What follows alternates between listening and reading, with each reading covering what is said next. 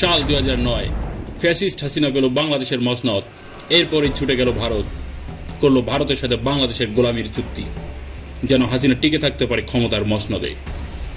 এর জন্য দিতে হয়েছে বাংলাদেশের স্বার্থ জলাঞ্জলি। ফলশ্রুতিতে মোদির ভারত কখনোই বাংলাদেশের সাথে প্রতিবেশী সুলভ আচরণ করেনি।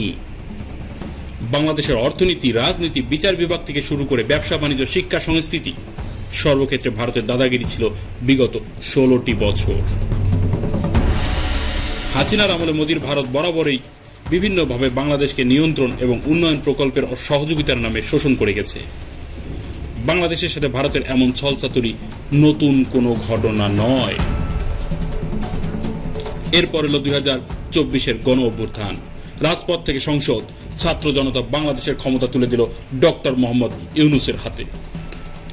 কাঁধে দায়িত্ব নিয়ে তিনি খুঁজে বের করেন বাংলাদেশের পুরনো সেই স্বপ্নগুলো, যা এতদিন হাসিনা সরকার চাপা দিয়ে রেখেছিল দাদা বাবুদের নির্দেশে। এমনই একটি প্রকল্প হলো বুলেট ট্রেন।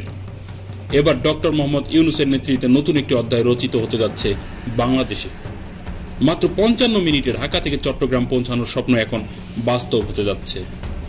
বাংলাদেশ এবার ছুটবে 300 কিলোমিটার গতিতে। এই বুলেট ট্রেনের স্বপ্ন বাংলাদেশ দেখেছিল আরো কয়েক বছর আগে, কিন্তু সেই স্বপ্ন সত্যি হতে সরাসরি বাধা হয়ে দাঁড়ায় মোদির ভারত। বাংলাদেশে চলবে বুলেট ট্রেন, আর সেই প্রকল্প বাস্তবায়নে সহায়তা করবে চীন। এই খবরে খুশিতে আত্মহারা হয়েছিল বাংলাদেশের কোটি কোটি মানুষ, কিন্তু চটে ছিল মোদির ভারত। দাদাবাবুরা আরো নির্দিষ্ট করে বললে, মোদি চাইল না বাংলাদেশে বুলেট ট্রেন হোক।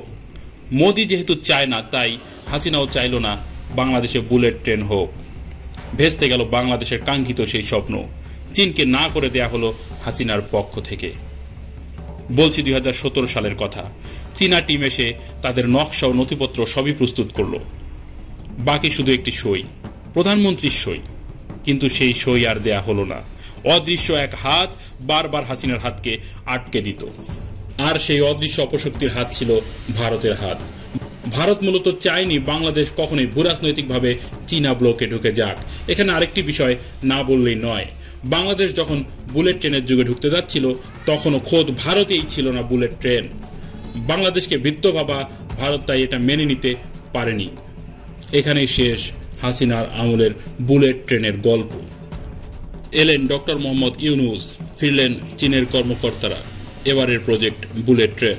ডক্টর ইউনূসের সরকার দ্রুত পদক্ষেপ নেয় প্রকল্পটি বাস্তবায়নের, আর শুরু হয় ঢাকা টু চট্টগ্রাম বুলেট ট্রেনের কাজ। যেখানে প্রথম ধাপে এই রুটে 6টি প্রধান স্টেশন নির্ধারণ করা হয়েছে: ঢাকা, নারায়ণগঞ্জ, কুমিল্লা, ফেনী, পাহাড়তলী ও চট্টগ্রাম। প্রতিটি ট্রেন ঘন্টায় 300 কিলোমিটার বেগে চলবে এবং প্রতিদিন গড়ে 500 যাত্রী পরিবহন করতে পারবে। এতে করে প্রধান স্টেশনগুলোকে ঘিরে তৈরি হবে নতুন শিল্প এলাকা। এতে ব্যাপক কর্মসংস্থান তৈরি হবে। রেল লাইন নির্মাণ, station support, technical team, security service এবং কাস্টমার সার্ভিস সব জায়গায় কর্মী নিয়োগ দেওয়া হবে। আর এদিকে ঢাকার ব্যবসায়ীরা সকালে চট্টগ্রামে গিয়ে সন্ধ্যায় ফিরে আসতে পারবেন ঢাকায়, যা কেউ হয়তো স্বপ্নেও ভাবতে পারেনি। এতে করে পণ্য আমদানি রপ্তানি আরও নির্ভরযোগ্য এবং সাশ্রয়ী হয়ে উঠবে। অপরদিকে বাংলাদেশের এই উন্নয়ন দেখে নিশ্চয়ই হাসিনা আর মোদি ভালো বোধ করবে না। একদিকে ক্ষমতা হারানোর শোক, অন্যদিকে ঈর্ষা কাতরতা নিশ্চয়ই হাসিনা আর মোদিকে এক দ্বন্দ্ব শান্তি দেবে না। শাহজালাল সরকার, SB এন্টারটেইনমেন্ট।